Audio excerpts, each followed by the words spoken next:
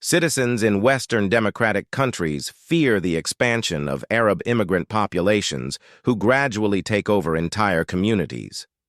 This fear is linked to the historical behavior of the Prophet Muhammad and his followers, who would enter places, slaughter and kill all the local inhabitants, and force them to convert to Islam. However, today we live in a different era, one that requires recognition of the current reality that their method, their way, their teaching, and everything they represent, rooted in the Quran, is fundamentally deceitful and dangerous. The central concern. Citizens in Western countries, primarily due to their liberal views, believe that if they allow Muslims to live peacefully, they will respect local values. But the truth is that Muslims do not respect liberals. They disdain them and see them as naive fools. They fear individuals with strong principles and moral integrity who do not adhere to liberal views, exploiting the liberal approach for their own needs. Real-world examples. United Kingdom. In countries like the UK, there is an increase in radicalization and violence from extreme Muslims. For instance, the Manchester Arena bombing in 2017, carried out by a radicalized individual with extreme ideologies, highlights the danger. The difficulties the country faces in integrating extremists into local communities illustrate the threat. France. In France, repeated attacks by extremists have emphasized the need for immediate recognition and action. The 2015 Paris attacks, which claimed 130 lives, are an example. The French government had to face the clear dangers of spreading extreme ideologies within the country. The call to action. Concrete steps must be taken to address the threat posed by those who do not respect Western values. 1. Strong legislation. Enforce strict legislation that regulates immigration and sets clear requirements for immigrants' integration. Governments must ensure that immigrants accept and respect local values. 2. Deport non-integrators. Those who do not integrate and/or support extreme ideologies should be sent back to their countries of origin. There is no place for those who do not respect the values of liberty and democracy. 3. Education and value protection. Continue to educate and emphasize the importance of Western values such as freedom of speech, freedom of religion, and individual liberty. Conclusion.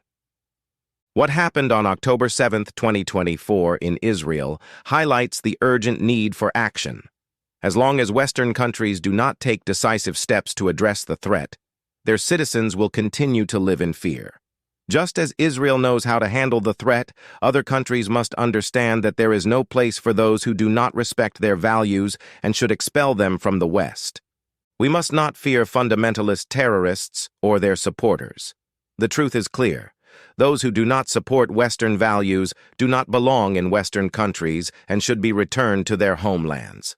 The fight against terrorism and extremism does not end at Israel's borders. It is a global struggle that requires worldwide action and commitment to upholding the values of freedom and democracy. I believe that after World War II, humanity received such a severe blow that it managed to change the behavioral and psychological attitudes of people. This blow altered something in the hearts of men, leading to an unprecedented, misguided perception. The claim was sensitivity and empathy, allowing immigrants to enter and become part of the governmental and administrative mechanisms. In reality, this was absolute neglect of the local population in the developed Western countries. The problem with misguided sensitivity. The reality is that the fear of citizens in Western countries stems from the expanding influence of Arab immigrants who entered these countries. They have slowly and horizontally taken over entire populations.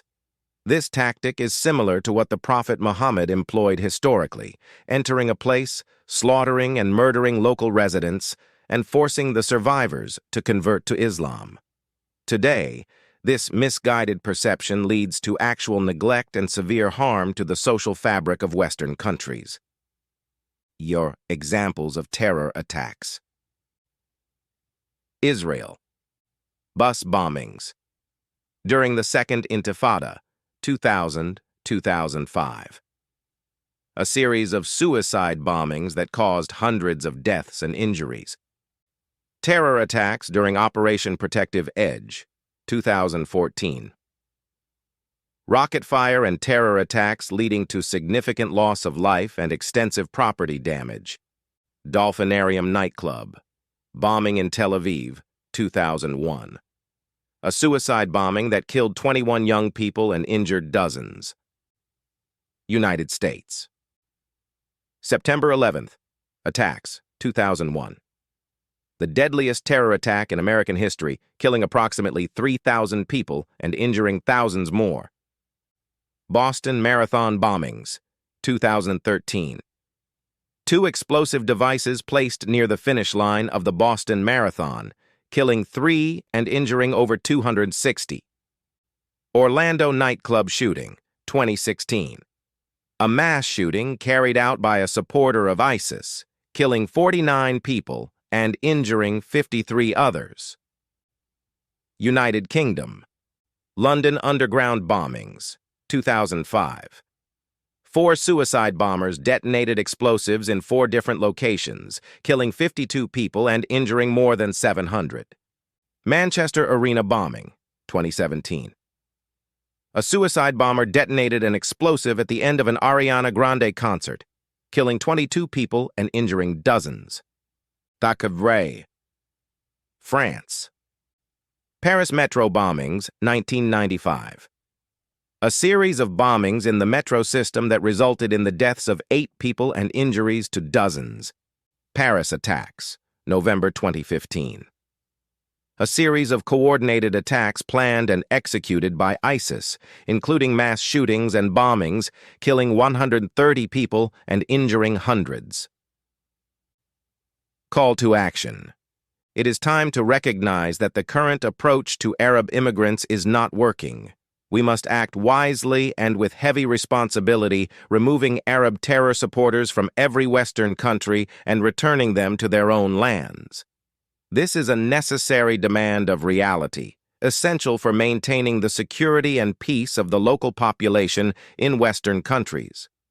The truth is right before our eyes, but our fear is that we might tell ourselves that we are acting against the law, against the very universal laws of Western countries that we created to preserve humanity.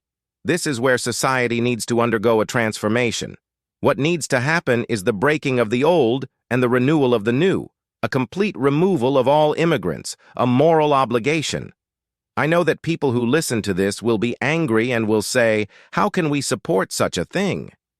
But this is the essential matter that people in Western societies need to understand. If they do not take this action, they are paying, and will continue to pay, the price, with the sword hanging over their necks. What do you think will happen? What do you think will happen to the necks of all the people in developed Western countries? Do you think the Arabs who take over will let you live? They will rape your daughters, murder your children, force you to convert your religion, and cut off all the wings of freedom, freedom of worship, freedom of occupation, freedom of expression. All these things that people fought for hundreds of years to achieve democracy, personal freedom, freedom of occupation, and all these conventions. And of course, freedom of expression, which is a fundamental principle that does not exist in Islam. So do not be misled. Do not let people deceive you with their selfishness and false moral preaching. The Jewish people brought the Bible to the world, and it is written simply in the 10 Commandments. Do not murder, do not steal, do not covet your neighbor's wife, and all the other principles that form the foundation of a proper society worldwide. I know that a Western citizen living in a developed country struggles with this issue. They have a deep conflict within them that raises the question, is there something within me that allows me to expel them from my land? To act to denounce them and send them back to their countries? Even those countries do not want them. For example, Egypt does not want Palestinians. No one wants them. And you know why? because they know exactly what their goal is, what their essence is. They are a people of falsehood, with no Palestinian language, no real identity, just a fraudulent invention that has grown until it has exploded in our faces. This ongoing and escalating situation will lead us to World War III, which I believe began on October 7th, 2024. The idea that you, as a Western citizen, might tell yourself, despite my conscience, despite the values I grew up with, and despite everything I feel in my deepest inner sense, I must act against all these principles to remove all Arabs from my country's territory because they are bringing disaster upon us, is a crucial dilemma. It's like a cancer that spreads slowly, infiltrating and establishing itself within us. If this is the question you ask yourself, then I believe you must answer yes to yourself. Every citizen must take responsibility and acknowledge that, indeed, we must act to remove them from Western countries. Throughout history, there have been people who stood up and warned others, but no one listened. People stood at the gates and cried out, warned with pain in their hearts and loud voices, yet they were ignored. History has proven unequivocally and undeniably that these individuals were right. As a citizen living in Israel, in the economic and secular hub of Tel Aviv, a center that symbolizes pluralism, liberalism, freedom of expression, and freedom of occupation and worship, I say this with a heavy heart and a clear conscience. The only way for us, and for Western countries to act, is to completely remove them from our lands. We must act decisively without mercy, and return them to their own countries. It cannot be true, and you must believe this. If an Arab, especially a Muslim who believes in the Prophet Muhammad and supports the concept of Palestine, is given the chance, they will ultimately harm us.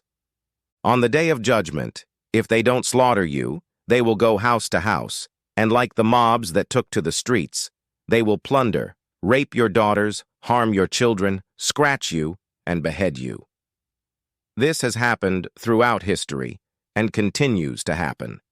While every population has its exceptions, the 5% who are different and whom we should protect, the majority must be removed. Countries like France, Britain, and the United States must form a true coalition. They need to unite and explain the crucial importance of acting to establish a global army with the sole purpose of eradicating fundamentalist terrorist Arabs. This army should consist of millions of soldiers from every country, ready to embark on a mission to eliminate terrorist Arabs within and outside their countries. They should be forcibly removed from Western nations and sent back to their countries to live in peace among themselves. As an Israeli, I say this: we don't have a problem with Arabs per se. We do have a problem if they live among us, just as you do in England, Britain, or the United States. You might think they are your friends, but if they had the power, they would harm you. They would harm you British, you French, you Americans without hesitation, and subjugate you. Understand this: there is no alternative but to take responsibility, to stop being victims of our own values, and to put an end to this. We must refuse to be victims any longer. Israelis, too, do not want Arabs in their country. The reality we face every day, the attacks and the terror, make it clear that coexistence is not possible under these circumstances. We must take the necessary steps to ensure our safety and the safety of our nations. The necessity of firm action, a call for revolutionary measures. In the wake of the Second World War, humanity received a severe blow that profoundly altered our collective behavior, reshaping our psychological and sociological outlooks. This catastrophic event etched a deep mark on the hearts and minds of people, influencing them not to rise against the influx of Arab immigrants entering Western countries. The prevailing sentiment was one of sensitivity and broad-mindedness, offering these immigrants a chance to integrate into the governmental and societal frameworks of the Western world. However, this approach has led to significant neglect of the native populations of these countries. It is essential to acknowledge that many Arabs, regardless of whether they are secular or devout Muslims, pose a unique challenge. While it is crucial not to generalize, and indeed there are Arabs who do not fit this mold, the fact remains that many Arab immigrants have contributed to a disruption of the social fabric in Western countries. Historical events and recent attacks illustrate this point starkly. For instance, consider the numerous terrorist attacks that have taken place.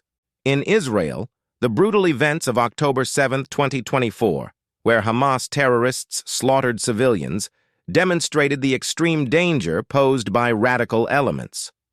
The United States has experienced significant attacks, such as the devastating September 11, 2001, where al-Qaeda terrorists killed nearly 3,000 people. The United Kingdom witnessed the July 7, 2005 bombings in London, killing 52 and injuring over 700. France has endured horrific events like the November 2015 Paris attacks, resulting in 130 deaths and hundreds of injuries.